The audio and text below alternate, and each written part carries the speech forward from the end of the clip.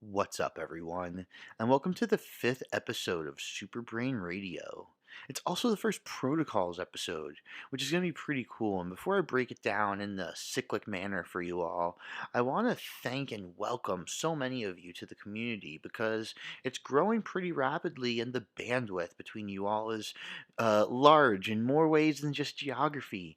The responses I've gotten have stemmed everywhere from this is very enjoyable to listen to it's study material for me. And that was ultimately the goal. Ghost Superbrain was something I wanted to be a learning module that moves forward in a story like fashion. So I do think that this podcast and long form PDF model is right, and I wouldn't have stumbled onto that if it wasn't thanks to you all. But more importantly, I want it to be something that you can listen to and have some type of imaginative, conversational like activation going on in your brain because that's what learning really is. It's your ability to kind of mesh and meld with the environment and make a decision rather than having a categorical list of facts. And the reason that's important to understand right off the bat is because if you're hyper categorical with just memorizing facts on a matter, then there's two issues you're going to run into. One, it's going to be difficult to see the difference between two things that are very similar because you're going in a checklist oriented fashion that is kind of approving rather than looking into things. And furthermore, you will always be limited by your knowledge on the subject. Meaning, if you don't know absolutely everything, then you can't condense it and put it into this reductionist style model. Categorical thinking in general is excellent for kind of going into the express lane at the supermarket, if you will. If you are very confident in the material or it doesn't matter that much, or you have an extreme amount of reaffirmed anecdotal data in your hippocampus to do it, then that's fine. But that's not most things in life.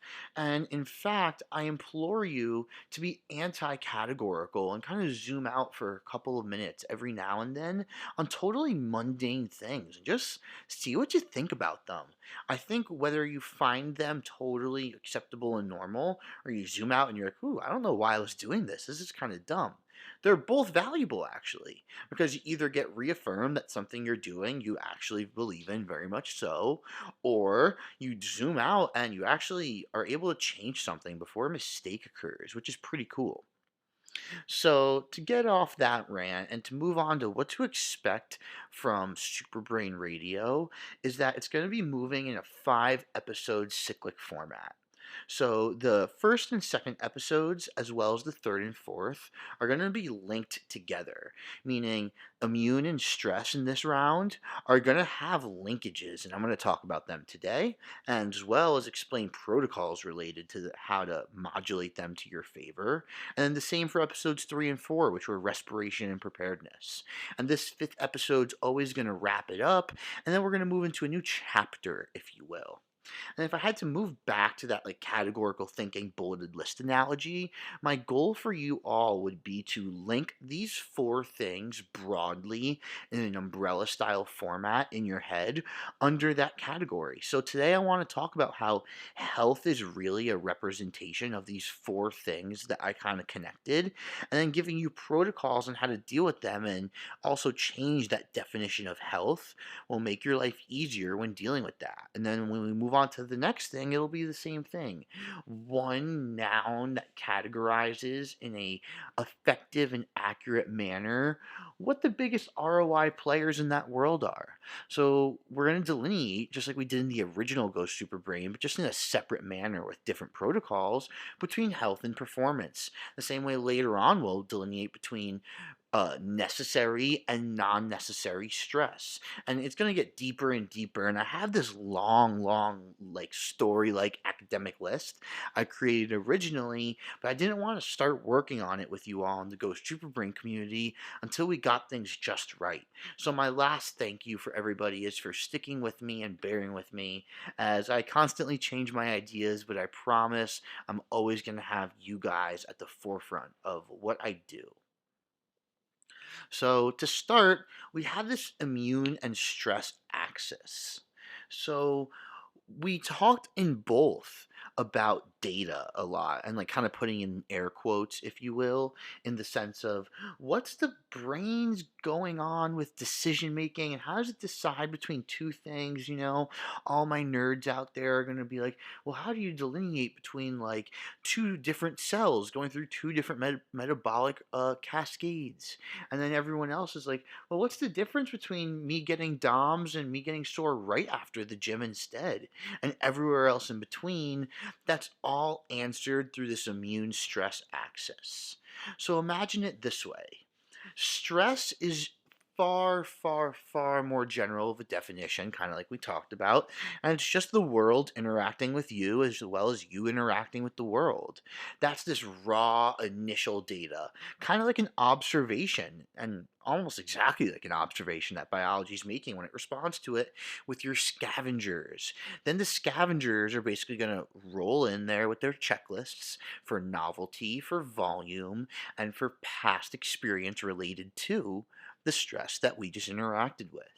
Then they hand over their assessments to responders, and the responders are going to talk about with their CEO crew, if you will, about, well, how should we adapt to this, if we should, and what already in set and in play enzymes and related epigenetics can we either inhibit or facilitate to make this more efficient. And that's how change ultimately begins.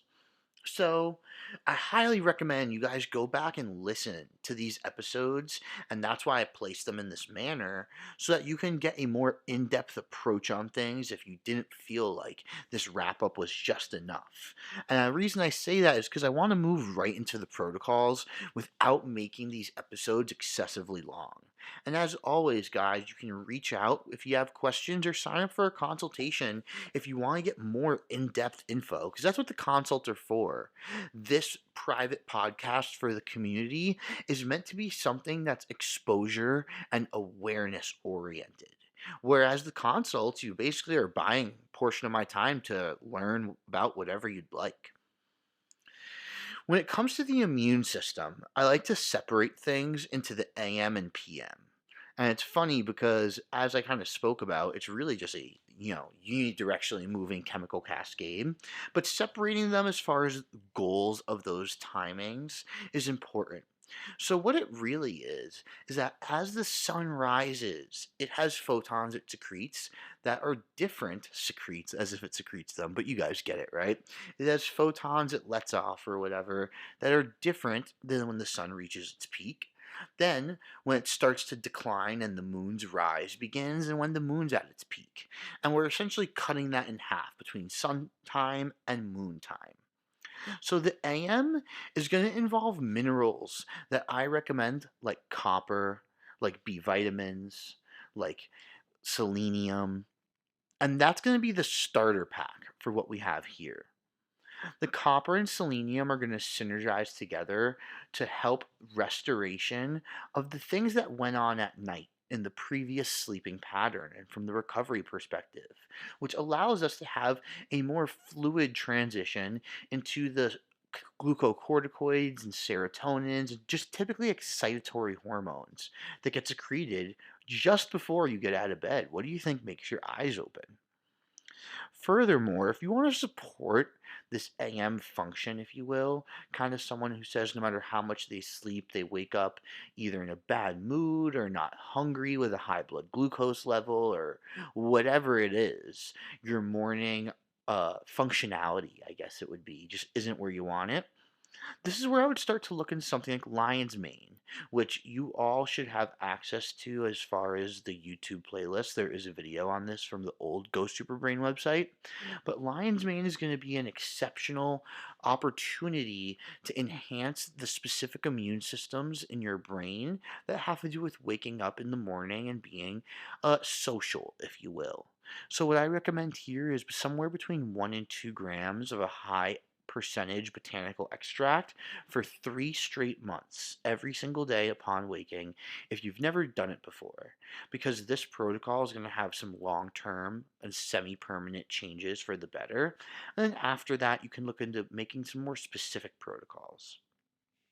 Furthermore, If you're someone who just notices that your mornings are efficient but on the more high cost side, this is where I would strongly detest caffeine, meaning you're someone that wakes up hungry, on fire, but it also makes you tired or you just need a lot of energy to sustain yourself in the morning. Then we're going to be looking into things like a choline supplement, and this can come from many, many different types, and a non stimulant based nootropic that I would recommend is amoxicillin. This combination is going to facilitate the naturally occurring neurochemistry in the morning, but alter where you're getting the energy from in the sense of is it the high cost or low cost options? Meaning, something like caffeine, the way it's going to enhance your cognitive abilities is through increased heart rate and the kitchen sink of hormones. And that's just making you go faster. But if you're someone who's high cost, you don't necessarily need to go faster. You need to pay less taxes, if you will. And that sheds light on my recommendation there. When it comes to the PM, this is also, just like the AM, going to impact its other hand, but we're now talking about having an opportunity to shift as being the main issue. However, the typical minerals I recommend here are zinc, magnesium, and boron. Now, vitamins D and K are something I can place on either end, and that's going to be person to person specific. However, that also is going to be based on, well, what do you want to gain from that vitamin D and K? And it's why I left it out of the conversation. The way you kind of facilitate your ability to shift into the PM version of your brain, if you will, is going to be separated into two categories, like the morning. We have people who have an inability to turn off or recognize, more specifically, the photons coming off from the moon. And this can be combated by something as simple as ashwagandha, moonlight exposure, and some meditation done outside. It doesn't even have to be a specific meditation as long as it enhances mindfulness. But that combination done for as little as 90 seconds to 2.5 minutes can be very drastic. You can also encompass some grounding here if you wanted to, and that could greater enhance that mindfulness change. But as long as you get the heart rate to alter and you close some of the tabs that have been open for a long time on your brain's computer, you will get the therapeutic effect here. Now, the other way you can troubleshoot this PM time is by optimizing your ability to digest and still go to sleep.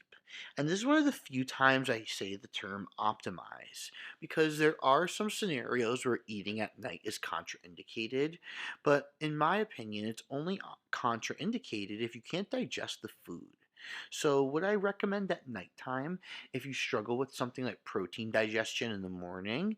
This would be where you plug in something like a Tudka.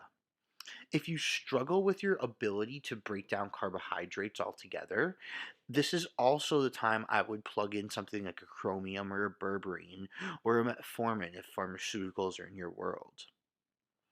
Now, this is always kind of counteracted with your ability to respond to stress. What I just recommended for the AM and PM protocols are going to enhance and support what your immune system is already attempting to do. The other side of that coin, as I kind of mentioned earlier, is well, how do we deal with the stress in the first place? And altering your stress capacity, if you will, is different than what we just talked about again, the stress response. Altering your stress capacity is going to have two protocols within it that I'm going to talk about. And the way I'm going to delineate between the two is if you want to accept that exposure to stress. So, like, injuries and participating in sport are a great example. So, if you get hurt the week before you want to participate in sport, you do not want to adapt to that stress at all. In fact, you want to thwart it and you want to minimize it. Whereas if you're just really beat up because you've been doing a lot of consecutive weeks of tough training, then you actually, although should rest, want to adapt to that stress exposure. And that's how we're going to delineate between the two.